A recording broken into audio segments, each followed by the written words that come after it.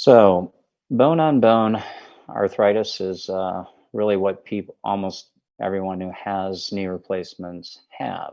The question is, does all bone on bone arthritis lead to the need for knee replacement? Because some people seem to tolerate the arthritis much better than others and are able to maintain a high quality of life. Some people don't.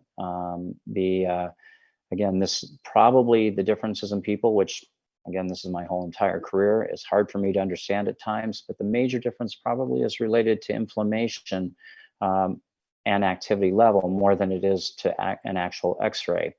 Again, I kid that I don't operate on x-rays, I operate on people. And so people that we're going to operate on all have bone on bone arthritis, but I see people every day that have bone on bone arthritis that certainly don't need a surgery. And so it goes back again, and I'm going to sound like a recurrent theme, but it goes back to the quality of the person's life and whether bone on bone arthritis, improving that with metal and plastic, will actually improve the quality of that person's life or not.